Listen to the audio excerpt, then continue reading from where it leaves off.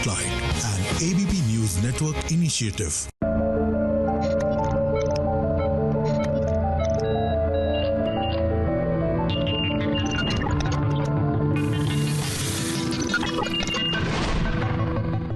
नमस्कार, माझा डॉक्टर कार्यक्रमात मी डॉक्टर महेश चिटणीस सर्व प्रेक्षकांचं मनपूर्वक स्वागत करतोय.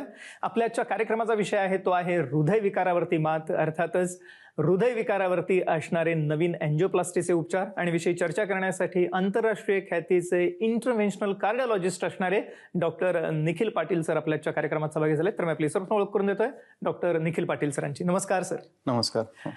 डॉक्टर निखिल पाटील सरांविषयी सांगत असताना मला आवर्जून सांगायचं वाटतं की त्यांनी मेडिसिन या विषयामध्ये MD ही पदवी संपादन केली आहे. पण याच ठिकाणी ते थांबले नाहीत, तर पुढे जाऊन त्यांनी विशेष करून कार्डिओलॉजी या विषयामध्ये DNB ही पदवी संपादन केली.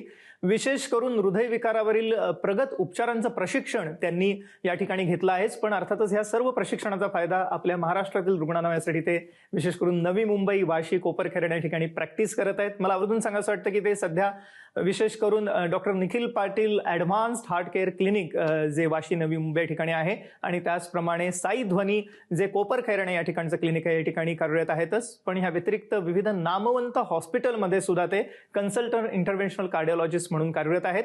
इंटरव्हेन्शनल कार्डिओलॉजिस्ट म्हणजेच हृदयावरील अँजिओप्लास्टीचे उपचार करणारे डॉक्टर, असं सोप्या शब्दात सांगता येईल आपल्याला. तर मला आवर्जून सांगायचं वाटतं की विशेष करून वाशी, नवी मुंबई, कोपरखैरणे येथील जी नामवंत हॉस्पिटल आहेत, ज्याच्यामध्ये विशेष करून फोर्टिस हिरानंदानी हॉस्पिटल जे नवी मुंबई, वाशी या ठिकाणी आहे, अपोलो हॉस्पिटल जे CBD बेलापूर या ठिकाणी आहे, MGM हॉस्पिटल वाशी या ठिकाणचं, आणि त्याच अनुषंगाने कोकिलाबेन हॉस्पिटल कोपरखैरणे या ठिकाणी, आणि या व्यतिरिक्तही विविध नामवंत हॉस्पिटलला ते आपली सेवा देत आहेत इंटरव्हेन्शनल कार्डिओलॉजिस्ट म्हणून.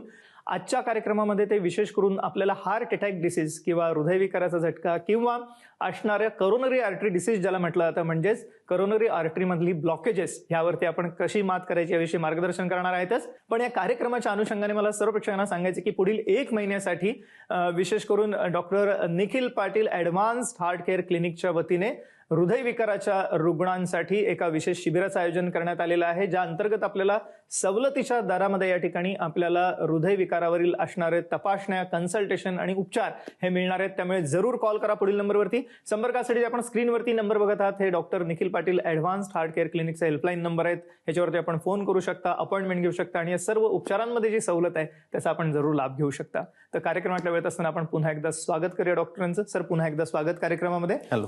आजच्या कार्यक्रमामध्ये आपण करोनरी आर्टरी डिसीज किंवा हार्ट अटॅक डिसीज विषयी बोलणार आहोत. पण तत्पूर्वी एक इंटरव्हेन्शनल कार्डिओलॉजिस्ट म्हणून मला आवर्जून विचारायला आवडेल की तुमच्याकडे कोणकोणत्या प्रकारचे रुग्ण येतात, काय सांगता येईल? इंटरव्हेन्शन कार्डिओलॉजिस्ट म्हणून बघायला गेलं तर हार्ट अटॅकचे जास्त करून रुग्ण वगैरे असतात, ज्यांच्यामध्ये ब्लॉकेजेस वगैरे असतात. आणि याच्या व्यतिरिक्त हृदयाचे ठोके कमी होणं, हृदयाचे ठोके जास्त होणं, असे पेशंट्स पण असतात. याच्या व्यतिरिक्त अजून व्हॅल्वचे डिझीज, जे व्हॅल्वमध्ये जर समजून घ्या ती टाईट होऊन गेली किंवा लिकेज वगैरे होते, व्हॅल्व पूर्ण खराब झाली, असे पेशंट्स वगैरे पण येतात. आणि आजकाल आपण अवेअरनेस म्हणून की आपण बघतोय की तरुण लोकांमध्ये खूप हार्ट अटॅकचं प्रमाण जे वाढलंय, असे पेशंट्स पण वी आर कमिंग. आम्ही खूप असे पेशंट्स खूप येत आहे आमच्या OPD मध्ये पण, आणि यांचं पण एक टाइमली इंटरव्हेन्शन करून, टाइमली ट्रीट करून, ते पण आमचा म्हणजे तो प्रयत्न असतो. सगळ्यात महत्वाची गोष्ट म्हणजे कार्यक्रमाच्या अनुषंगाने हृदयविकाराच्या रुग्णांसाठी विशेष शिबिराचं आयोजन करण्यात आलेलं आहे. हृदयविकार म्हटलं की आपल्या डोळ्यासमोर हार्ट अटॅक डिसीज किंवा करोनरी आर्टरी डिसीज येतो, म्हणजेच हृदयविकाराचा झटका किंवा हृदयाच्या असणाऱ्या नसांचा आजार आपण म्हणूया, रक्तवाहिन्यांचा आजार म्हणूया. पण त्याच्या व्यतिरिक्तही हृदयाच्या झडपांचे आजार आहेत, ॲरिथमियाज म्हणजे नाडीचे ठोके कमी जास्त होणं आहे, हार्ट फेल सारखी समस्या असू शकते, कार्डिओमायोपॅथी असू शकते, किंवा त्याच अनुषंगाने इतरही हृदयाचे विविध आजार आहेत. यासाठी आपल्याला आता सर्वोत्तम स्वरूपाचे उपचार उपलब्ध झालेले आहेत, विशेष करून doctor Nikhil Patil advanced heart care centre या ठिकाणी. आणि मी मगाशी सांगितल्याप्रमाणे पुढील 1 महिना शिबिराचं आयोजन करण्यात आलेलं आहे हृदयविकाराच्या रुग्णांसाठी, ज्या अंतर्गत आपल्याला सवलतीच्या दरामध्ये तपासणी, कन्सल्टेशन आणि उपचार उपलब्ध असणार आहेत. तर जरूर कॉल करा पुढील नंबरवरती. संपर्कासाठी आपण स्क्रीनवरती बघत आहात. सर, आपण आता जसं म्हणालात की हृदयविकाराच्या झटक्याचं किंवा हार्ट अटॅक डिसीज म्हणू, आणि त्याच अनुषंगाने करोनरी आर्टरी डिसीज म्हणजे ब्लॉकेजेसची समस्या ही सगळ्यात जास्त दिसते. तर आपण आज त्याचाच उहापोह जास्त करूया, कारण ह्याच्यामध्ये मृत्युमुखी पडणाऱ्या रुग्णांचं प्रमाण सगळ्यात जास्त आहे. आणि त्या अनुषंगाने मला सर्वप्रथम करोनरी आर्टरी डिसीज हा काय आहे आमच्या प्रेक्षकांना सांगा. तर मग कॉरोनरी आर्टरी डिझीज सिम्पल टर्म्समध्ये सांगायला झालं की आपल्या हार्टच्या मसलला जे ब्लड सप्लाय वगैरे करतात त्यांना कोरोनरी आर्टरीज म्हणतो आणि त्याच्यात ब्लॉकेज येणं म्हणजे त्याला कोरोनरी आर्टरी डिझीज म्हणतो. आता ब्लॉकेजेस येण्याचे कारण म्हणजे पुष्कळ असतात, जे आपण जसं डायबिटीज झालं, एज झालं, स्मोकिंग झालं किंवा हायपरटेन्शन झालं, कोलेस्ट्रॉल, हे विविध कारणामुळे जेनेटिक प्रॉब्लेम झाले, ह्या विविध कारणामुळे ते ब्लॉकेजेस वगैरे त्याच्यात येतात. सर, या कार्यक्रमाच्या अनुषंगाने अर्थातच आपण आता कॉरोनरी आर्टरी डिसीज विषयी बोललो, तर याची काही प्रारंभिक लक्षणं असतात का? कसं ओळखायचं एखाद्याला अशा पद्धतीचा आजार झालेला आहे? कारण ह्या आजाराचं कधी कधी परिणिती ही हृदयविकाराच्या झटक्यात सुद्धा होऊ शकते, हार्ट अटॅकमध्ये सुद्धा होऊ शकते. त्यामुळे वेळीच ओळखणं कॉरोनरी आर्टरी डिसीज हे फार गरजेचं आहे, किंवा ब्लॉकेजेस आहेत की नाही ओळखणं वेळीच गरजेचं आहे. तर असे रुग्ण जेव्हा आपल्याकडे येतात तेव्हा आपण कशा रीतीने त्यांच्या तपासण्या करता, काय सांगता येईल? कॉरोनरी आर्टरी डिझीजचे लक्षणं आपल्याला जे माहिती आहे की छातीत कळ येणं आणि लेफ्ट आर्म पेन होणं, हे जास्त करून आपण बघतो. प्रिडॉमिनेंटली हा सिम्पटम असतो. पण माझ्याकडे आजकाल जे पेशंट येत आहे जास्त करून जे ऍसिडिटी सारखे सिम्पटम्स येणं, की मला खूप ढेकर येत आहे, मला एकदम बर्निंग सेन्सेशन होते चेस्टमध्ये, किंवा पाठीत कळ वगैरे येते, चालल्यानंतर मला खूप छातीत कळ वगैरे येते, किंवा कधी कधी राईट साईडमध्ये पेन वगैरे होतोय, चक्कर येऊन बेशुद्ध झालोय, असे काय काय एटिपिकल सिम्पटम्स पण आम्हाला आजकाल, वॉमिटिंग खूप होणं, असे पण सिम्पटम्स आम्हाला आढळले जाते की जे आम्ही इन्व्हेस्टिगेट केल्यानंतर ते हार्ट अटॅक वगैरे सिद्ध होतं. आणि हार्ट अटॅक हे डायग्नोस करण्यासाठी बेसिक जे आम्ही टेस्ट वगैरे जे करतो ते सर्वात पहिले तर ECG आहे. ECG नंतर आलं 2D एको, जे आपल्या हार्टचं स्ट्रक्चरचं दाखवतं. आणि तिसरी गोष्ट आहे, कधी कधी आम्ही ट्रेडमिल टेस्ट वगैरे अशा गोष्टी पण करतो, पण ते जास्त करून जे स्टेबल पेशंट असतात त्याच्यामध्ये करतो. पण अशी कोणतीही लक्षणं आढळली तर महत्वाची गोष्ट आहे की आपल्याला त्वरित तज्ञ डॉक्टरांचा सल्ला घेणं आवश्यक आहे. आणि त्यासाठीच आजचाही जनजागृतीपर कार्यक्रम आहे. आपण संपर्कासाठी जे स्क्रीनवरती नंबर बघतात हे विशेष करून doctor Nikhil Patil advanced heart care क्लिनिकचे हेल्पलाईन नंबर आहेत, त्याच्यावर आपण फोन करू शकता, अपॉइंटमेंट घेऊ शकता. आणि जी सवलत आहे, खास करून हृदयविकाराच्या रुग्णांसाठी हे शिबिराचं आयोजन करण्यात आलेलं आहे. त्या अंतर्गत आपल्याला तपासणी, कन्सल्टेशन आणि ट्रीटमेंटमध्ये सवलत असणार आहे. तर जरूर कॉल करा पुढील नंबरवर, संपर्कासाठी आपण स्क्रीनवरती बघतात.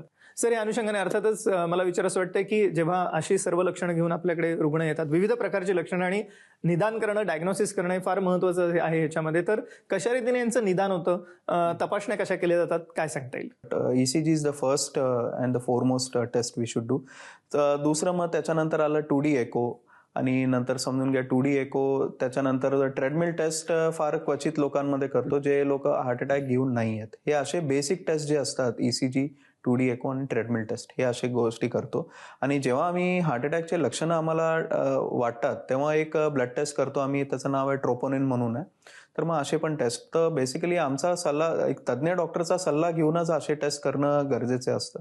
सो एक वेळा आम्हाला जर काही क्लूज भेटले, ECG, 2D एको, ट्रेडमिल टेस्ट किंवा ट्रोपोनिनमध्ये जर आम्हाला काही क्लूज वगैरे भेटतात, त्याच्यानंतर मग आम्ही प्रोसीड करतो कॉरोनरी अँजिओग्राफीसाठी. आपण आता जाणून घेतलं की कशा रीतीने कॉरोनरी आर्टरी डिसीज म्हणजेच हृदय विकाराचं निदान केलं जातं. हृदयाच्या रक्तवाहिन्यातील ब्लॉकेजेसचं ह्याच्यामध्ये निदान हे सगळ्यात महत्वाचं आहे. आणि त्यासाठी गोल्ड स्टँडर्ड टेस्ट आहे, ती आहे अँजिओग्राफी.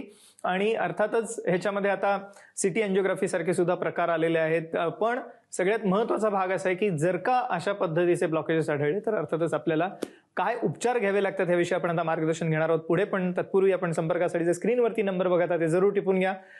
यावरती आपण फोन करू शकता, अपॉइंटमेंट घेऊ शकता. आणि हृदयविकाराच्या रुग्णांसाठी खास शिबिराचं आयोजन करण्यात आलेलं आहे, ज्या अंतर्गत आपल्याला सवलत असणार आहे, त्याचा आपण लाभ घेऊ शकता. सर, आपण आता ब्लॉकेजेस पर्यंत आलोय. सो काही रुग्णांना जर का अँजिओग्राफी करायची गरज पडली आणि जर ब्लॉकेजेस आले तर पुढे काय काय उपचार केले जाऊ शकतात, आणि अर्थातच अँजिओप्लास्टी विषयी जाणून घेण्याची उत्सुकता सगळ्या प्रेक्षकांना आहे, काय सांगता येईल?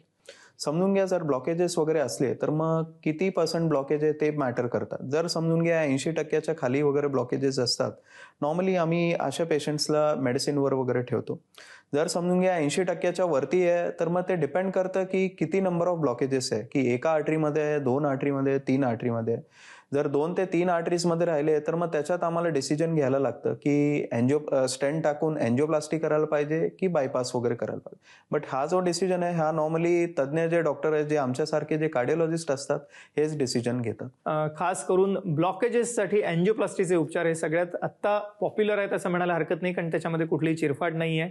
मोठं ऑपरेशन नाही आहे, एका दिवसात पेशंट घरी जाऊ शकतो आणि आज त्यामध्ये विविध प्रकारची आधुनिकता आलेली आहे. आणि ही काय आधुनिकता आहे, काय आधुनिक तंत्रज्ञान अँजिओप्लास्टीचं, हे आपण आता डॉक्टर निखिल पाटील सरांकडून जाणून घेणार आहोत, जे आहेत इंटरनॅशनल कार्डिओलॉजिस्ट आणि सध्या ते वाशी, नवी मुंबई, कोपरखैरणे या ठिकाणी कार्यरत आहेत. विविध हॉस्पिटल्समध्ये ते तज्ज्ञ डॉक्टर म्हणून कार्यरत आहेतच, पण विशेष करून doctor Nikhil Patil advanced heart care centre जे आहे वाशी, नवी मुंबई या ठिकाणी आपल्याला एकत्रितपणे एका छताखाली सर्व प्रकारच्या हृदयविकारासाठी उपचार उपलब्ध आहेत, ज्याच्यामध्ये हार्ट अटॅक डिसीज किंवा ब्लॉकेजेसची समस्या आहे, पण हृदयाच्या झडपांचे आजार म्हणजे हार्ट व्हॅल्व डिसीज आहे, ॲरिथमियाज आहेत, नाडीचे ठोके कमी जास्त होण्याचा आजार असो, किंवा खास करून हार्ट फेल्युअर सारखी समस्या आहे, कार्डिओमायोपॅथीज आहेत, किंवा इतरही अॅन्युरिझम सारखा आजार आहे. विविध प्रकारचे आजार आज हृदयामध्ये दिसतात. या सर्वांसाठी आपल्याला सर्वोत्तम स्वरूपाचे उपचार या ठिकाणी उपलब्ध आहेत. पुढील 1 महिन्यासाठी शिबिराचं आयोजन करण्यात आलेलं आहे, ज्या अंतर्गत सवलतीच्या दरामध्ये सर्व हृदयविकारांनी ग्रस्त रुग्णांना तपासणी, कन्सल्टेशन आणि उपचार हे सर्व गोष्टी मिळणार आहेत. तर जरूर कॉल करा पुढील नंबरवर. संपर्कासाठी आपण स्क्रीनवरती बघत आहात. सर, अर्थातच अँजिओप्लास्टी कशी केली जाते आणि ह्याच्यामध्ये काय काय आधुनिक तंत्रज्ञान आलेलं आहे, आमच्या प्रेक्षकांना काय सांगता येईल? तर मग अँजिओप्लास्टी म्हणजे ब्लॉकेजेस क्लिअर करणे. सो बेसिकली ब्लॉकेजेस क्लिअर करून आम्ही स्टेंट वगैरे टाकतो. ती जास्त करून 90-95% ऑफ द टाइम आम्ही हातातूनच करतो आणि हातातून आम्ही एक कॅथेटर इन्सर्ट करून तो जातो तुमच्या हार्टच्या आर्टरीजमध्ये, विच इज टोटली सेफ. आणि त्याच्यानंतर आम्ही वायर आणि बलूनिंग करून त्याच्यामध्ये स्टेंट वगैरे डिप्लॉय करतो.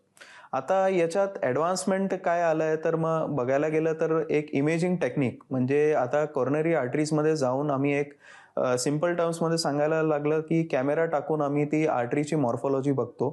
त्याच्यामध्ये किती कोलेस्ट्रॉलचं प्रमाण आहे, किती कॅल्शियमचं प्रमाण आहे याच्याने, आणि कसा स्टेंट एक्सपांड झाला आहे की नाही याच्याने, म्हणजे हे अशा गोष्टी आम्हाला ॲडिशनल इन्फॉर्मेशन भेटतात, जेणेकरून की लॉंग टर्म प्रोग्नोसिस आहे की लॉंग टर्म जे प्रोग्नोसिस ते फार they are much more better.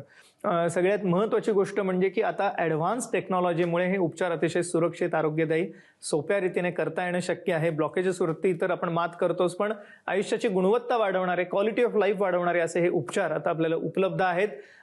सगळ्यात महत्त्वाचं म्हणजे कार्यक्रमाच्या अनुषंगाने पुढील 1 महिन्यासाठी हृदयविकाराच्या रुग्णांसाठी शिबिराचं आयोजन करण्यात आलेलं आहे, ज्या अंतर्गत आपल्याला कन्सल्टेशन, इन्व्हेस्टिगेशन म्हणजे तपासण्या आणि ट्रीटमेंट्स म्हणजे उपचार हे सवलतीच्या दरात मिळणार आहेत. तर जरूर कॉल करा पुढील नंबरवरती. संपर्कासाठी आपण स्क्रीनवरती बघत आहात. सर, आता आपण आम्हाला सांगितलं की अँजिओप्लास्टीमध्ये स्टेंटचा वापर होतो, तर ह्यामध्ये काही वेगवेगळ्या स्वरूपातले स्टेंट्स आता उपलब्ध झालेले आहेत का, काय सांगता येईल? सो स्टेंटचे सर्वात पहिले जेव्हा स्टेंटचा आविष्कार झाला तेव्हा ते स्टेनलेस स्टीलचे होते. इट वॉज लाईक 1990s मध्ये जेव्हा सुरुवातीला झालं.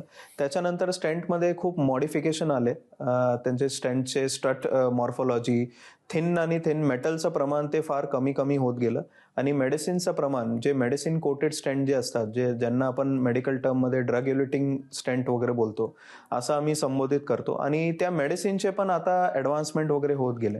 आणि मेडिसिन कोटेड स्टेंट याचा ॲडव्हान्टेज असा होतो की पुन्हा स्टेंटमध्ये ब्लॉकेज येण्याचं शक्यता ही फार कमी होत जाते. आणि हे मेडिसिन पण आता first generation, second generation, third generation असे होत जात आहे की जेणेकरून की स्टेंटमध्ये परत ब्लॉकेज येण्याची शक्यता फार कमी होत चालली.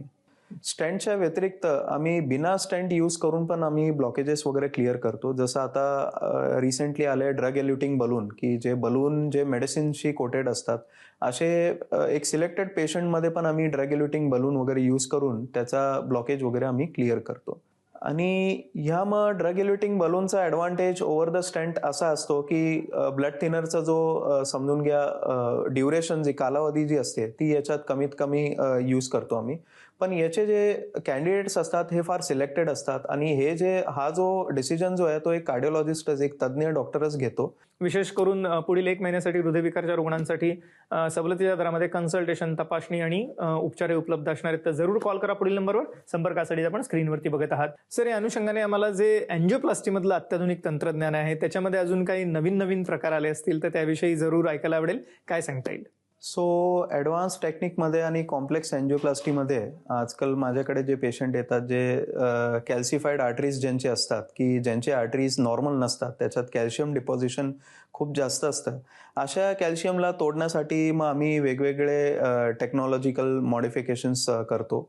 जसं आता हालीमध्ये जे आपण न्यूरोलॉजीमध्ये जसं लिथोट्रिप्सी यूज करतो आपण स्टोन्स वगैरे तोडण्यासाठी. तसंच आता आर्टरीजमध्ये ते कॅल्शियम तोडण्यासाठी IVL म्हणजे इंट्राव्हॅस्क्युलर लिथोट्रिप्सी बलून म्हणून याचा आविष्कार झालाय. तर मग अशा केसेसमध्ये काय केसेसमध्ये मी ते यूज केलंय. There is one more there are other modality cases की ज्याच्यात आम्हाला इमेजिंगची हेल्प वगैरे यूज होते, जसं IVUS आणि OCT बोलतो आपण. IVUS म्हणजे इंट्राव्हॅस्क्युलर अल्ट्रासाऊंड, म्हणजे आतमध्ये तुमच्या आर्टरीमध्ये आतमध्ये जाऊन कॅमेरा वगैरे आम्हाला ती आर्टरीची मॉर्फोलॉजी कळते की बाबा कॅल्शियम किती आहे, कोलेस्ट्रॉलचं डिपॉझिशन किती आहे. याचा म्हणजे फार आम्हाला एक हेल्प होऊन जाते की स्टेंट किती डायमीटरचा टाकायचा आहे, किती चांगल्यापैकी बसला आहे की नाही, आणि कितीचा बलून लागणार आहे काय. हे असे विविध असे केसेस वगैरे आम्ही करतो ज्याच्यात इमेजिंगचा टेक्नॉलॉजीचा आम्ही यूज करतो. याच्या व्यतिरिक्त एक लीडलेस पेसमेकर, जसं नॉर्मली आम्ही जे कन्व्हेन्शनल पेसमेकर टाकतो ते आपण जसं शर्टचा खिशा असतो तसं इकडं आम्ही एक पेसमेकर टाकून तिकडून वायर वगैरे हार्टमध्ये जातात. पण आता लीडलेस पेसमेकर एक नवीन अत्याधुनिक टेक्नॉलॉजी आली आहे ज्याच्यात कॅप्सूल सारखी गोळी असते आणि ती पायातून आम्ही टाकतो तो पेसमेकर हार्टमध्ये. सिलेक्टेड कॅन्डिडेट्समध्ये असे टाकतो. तर मग असे केसेस पण मी केलेले आहे. तर मग अशा नवीन टेक्नॉलॉजीजमुळे आम्हाला जे कॉम्प्लेक्स एन्जिओप्लास्टी पहिले आम्ही फार एकदम रिस्की एन्जिओप्लास्टी राहायचे ते पण आमच्यासाठी फार सोपे झाले आणि त्याचे लॉंग टर्म रिझल्ट्स पण या टेक्नॉलॉजीमुळे आम्हाला खूप चांगले भेटत आहे.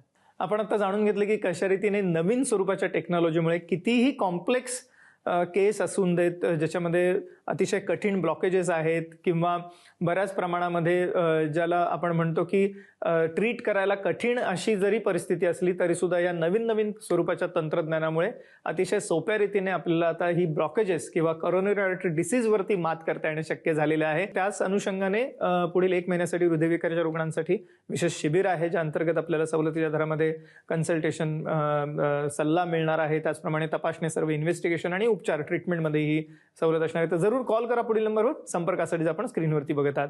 सर, या अनुषंगाने जाता मला विचारायचं आहे की गेल्या काही वर्षात तरुणांमध्ये हार्ट अटॅक येऊन मृत्युमुखी पडण्याचं प्रमाण खूप वाढलेलं आहे. अनेक सेलिब्रिटीज आपण बघितले गेल्या काही वर्षांमध्ये हृदयविकाराच्या झटक्यांनी दगावले किंवा कार्डियक अरेस्टने दगावले आपण म्हणू.